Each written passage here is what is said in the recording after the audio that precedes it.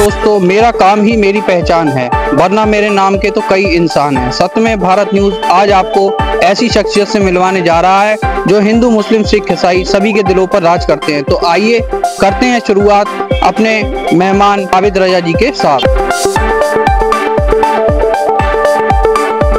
में भारत न्यूज में हमारे साथ जुड़े हुए हैं आबिद रजा जी। आइए उनसे कुछ राजनीतिक माहौल पर चर्चा करते हैं और आपको अवगत कराते हैं।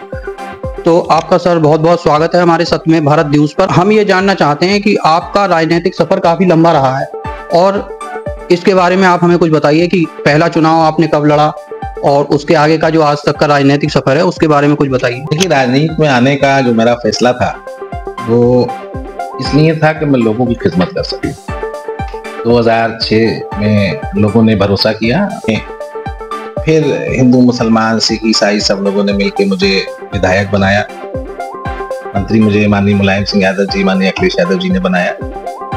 और आज भी कुछ वक्त ऐसा भी रहा कि मैं किसी ओहदे पे नहीं रहा, लेकिन मैं जो जनता की खिदमत बिना पद के रहते हुए भी जो कर सकता था, मैंने उस वक्त में भी किया। अच्छा सर, हम ये जानना चाहते हैं, नेताओं के बारे में हम देखते हैं तो उनकी एक पहचान एक जाति से हो जाती है, लेकिन आप एक ऐसे नेता हैं, आप किसी समाज में भी हमने देखा, ब्राह्मण समाज है या हमारा वैश्य समाज है, वाल्मीकि समाज है, कोई भी प्रोग्राम होता है तो उसमें आप रहते हैं।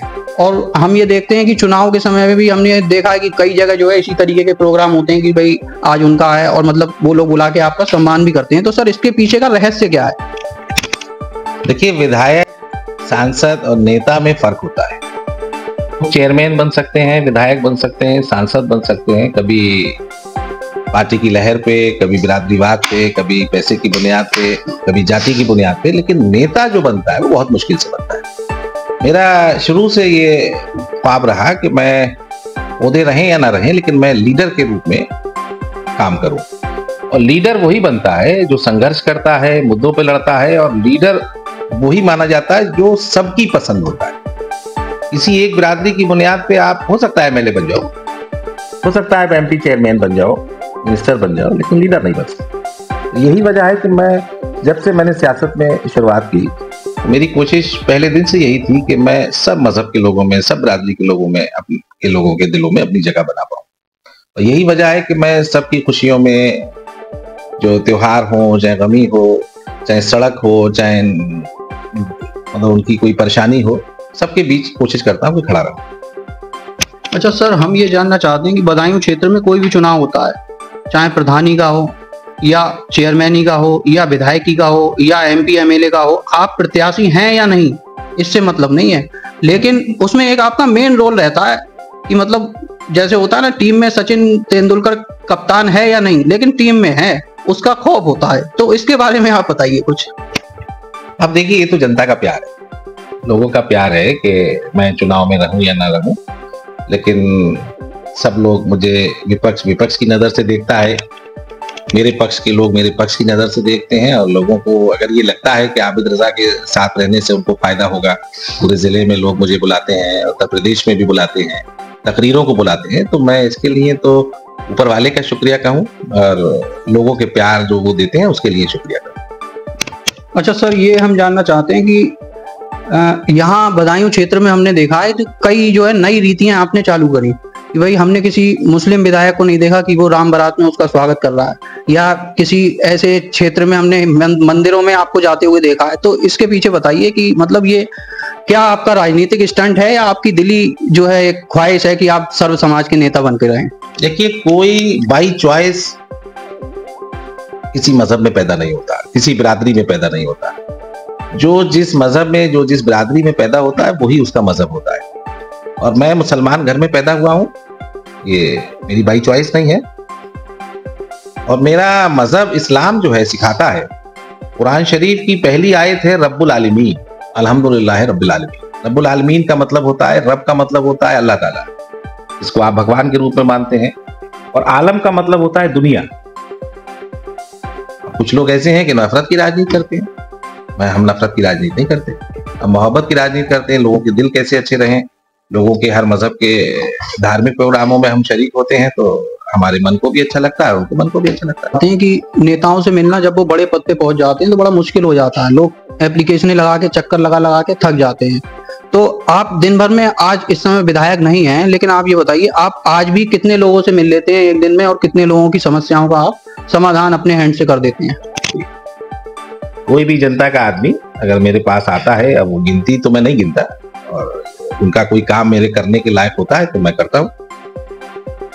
अच्छा सर, हम ये जानना चाहते हैं कि आप राजनीति में हैं, काफी समय से हैं और अच्छे पद पे हमेशा रहते हैं, तो हम ये जानना चाहते हैं आपने किसको अपना रोल मॉडल माना है, जिसको आप रोल मॉडल मान के उसी के आदर्शों पे आगे चढ़ के जो है आप आगे बढ़ रहे हैं?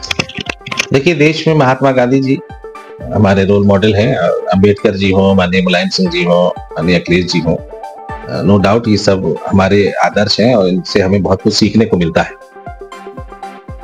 सर, बदायूं में विकास हो रहा है, काफी परिवर्तन भी हुआ है, तो अब नेक्स्ट लेवल क्या होगा बदायूं का, कि आप किस रूप में नए बदायूं को देखना चाहते हैं?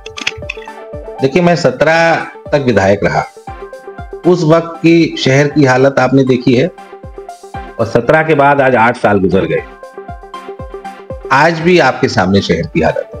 तो मेरे कहने से नहीं, बल्कि शहर की जनता को ये मालूम है कि 17 से पहले का बदायूं कैसा था और 17 के बाद का बदायूं कैसा है। सड़कें टूटी हैं, हम अपने वक्त में जो स्ट्रीट लाइटें लगाए थे वो फ्यूज हो गई, जो फातिमा रजा जो चेयरमैन नहीं 15 में, उनके वक्त में जो आरओ लगे थे वो खराब हो गए।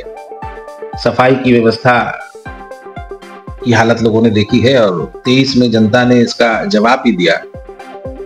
पानी कि हम 12-14 ट्यूबवेल लगा के आए थे, अब फिर हम करीब 12-17 ट्यूबवेल लगा रहे हैं। तो ये सब लोगों को दिख रहा है कि 17 से पहले क्या था, 17 के बाद जो चीजें हम छोड़ के आए लोगों ने मेंटेन नहीं कर पाए।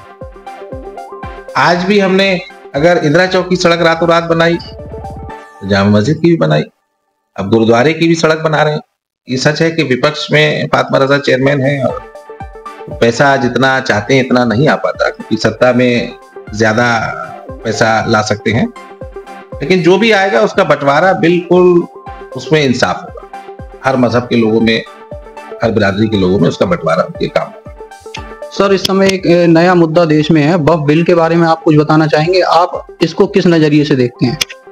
देखिए, वक्फ बिल, वक्फ का मतलब होता है अल्लाह की अमानत। जिन लोगों ने अपनी प्रॉपर्टी वक्फ को दी उसको सरकार को लेने का हक नहीं।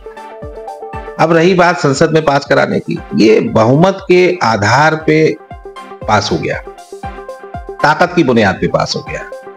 ये बहुमत और ताकत की बुनियाद पे फैसले हो सकते हैं, इंसाफ नहीं हो सकते। पूरी स्क्रिप्ट लिखी गई। बीजेपी ने, केंद्र सरकार ने अपने घटक दलों को, उन्हें डर था कि कहीं ये वक्फ बिल में हमारा अपोज ना कर दें, तो एक स्क्रिप्ट लिखी गई, पूरा मैनेज किया गया। औरंगजेब और शिवाजी जैसे मुद्दों को उठा के पूरे देश को पहले वार्म अप किया, मीडिया के माध्यम से वार्म अप किया। और वार्म अप इसलिए किया कि उन्हें ये डर था कि हमारे घटक दल, चाहे नीतीश जी हो, चाहे चंद्रबाबू नायडू जी हो, उन्हें ये डर था कि कहीं ये हमारे फेवर में वोटिंग ना करें। पूरा वार्म अप, पूरा माहौल बनाया और उसके बाद उन्हें मजबूर हुए होंगे वो कि उन्होंने बिल पास करने की सहमति दी। लेकिन मैं एक बात और कहूंगा, कोई भी सांसद या विधायक जो जीतते हैं उन्हें 35 से 40% वोट पड़ते हैं। जितना वोट उन्हें मिलता है उससे खिलाफ ज्यादा वोट उनके जाता है, लेकिन बावजूद जीत जाते हैं। 35 से 40% पे एमएलए बन जाता है, 35 से 40% पे एमपी बन जाता है, कभी 60% खिलाफ जाता है। तो विधायक की राय को पूरी जनता की राय आप नहीं मान सकते। किसी भी वक्त किसी भी मजहब की कोई बात अगर लानी है तो आपको एक पूरी चर्चा करनी चाहिए, उनके लोगों को यकीन में लेना चाहिए, तब ये फैसला करना चाहिए था। सुप्रीम कोर्ट में जाएंगे और उम्मीद है कि सुप्रीम कोर्ट में इंसाफ मिलेगा। सर, ये बताइए 2027 का चुनाव आने वाला है, तो इसको लेके आपकी क्या तैयारी है? मैं तो रोज तैयार रहता हूँ, कल हो जाए, चाहे 27 में हो चाहे कभी भी हो, मैं तो रोज तैयार है। जो लोग काम करते हैं उन्हें तैयारी की जरूरत नहीं होती। अभी आपने देखा 23 में मैंने फातिमा रजा को मना कर दिया था पब्लिक से कि फातिमा रजा चेयरमैन नहीं लड़ेंगी। रात तक जनता इंसिस्ट करती रही। सुबह को मुझे हिंदू भाइयों ने इंसिस्ट किया कि आपको लड़ाना ही पड़ेगा। तब मैंने फातिमा रजा को 3 बजे टाइम खत्म था, 2 बजे कहा कि अच्छा पर्चा भरा, और निर्दलीय लड़ी। और सलमान ने तो वोट दिए, अलग बात है, लेकिन जीत का असली सेहरा हिंदू भाइयों को गया। हिंदू भाइयों ने जो जीत का वोट था वो हिंदू भाइयों ने दिया, मुसलमान ने बेसिक वोट दिया, पंजाबी लोगों ने भी दिया, सिख लोगों ने भी दिया, ईसाई लोगों ने भी दिया, जबकि किसी पार्टी की प्रत्याशी नहीं थी फातिमा। मुझे ये लगा कि जो मैंने 6 से लेके 23 तक जो कमाया तो मैं सही रास्ते पे था। फातिमा की जीत ये तय करती है कि आबिद रज़ा को लोगों ने लीडर मान लिया है।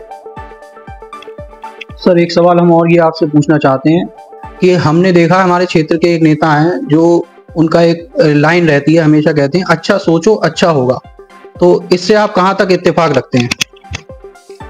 अभी ये जवाब तो उन्हीं से लीजिए, ये जवाब तो वही दे सकते में भारत न्यूज पर दर्शकों की मांग पर हमने ये प्रोग्राम आपको दिखाया। हम आशा करते हैं कि ये प्रोग्राम आपको बहुत अच्छा लगेगा। अधिक से अधिक आप इसे शेयर करेंगे, कमेंट करेंगे। सत्य में भारत न्यूज के लिए हिमांशु शुक्ला, बदायूं।